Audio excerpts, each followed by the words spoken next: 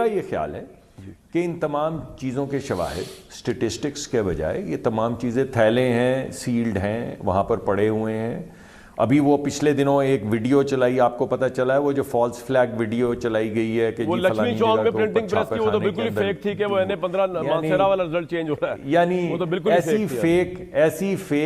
ایسی fake videos جب آپ چلائیں گے تو پھر آپ کے کون سے بیان کے اوپر نہیں، لیکن چٹھا صاحب کا بیان تو پوائنٹ ہے یار، بنا کے ویڈیو یا یہ جو نہیں جی میں کیلکولیشن کی ہے سر دیکھیے، میں تو ایک ایک کر کے بات کر رہا ہوں نا. 3 چیزیں ہوئی ہیں. احمد اویس صاحب میرے دوست ہیں، قابل احترام ہیں، جو ان کے پاس ثبوت ہیں وہ عدالت میں لے کر جائیں.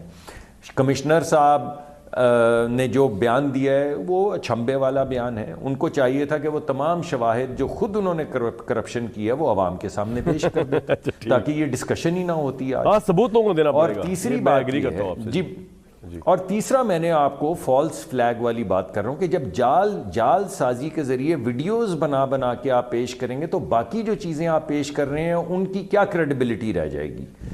کہ آپ نے اتنی پوری سٹیج کیا، ایک چھاپا خانہ سٹیج کیا، اس میں آپ نے وہ ووٹرز کی وہ جو دیکھیں سر، بات یہ ہے مصدق صاحب،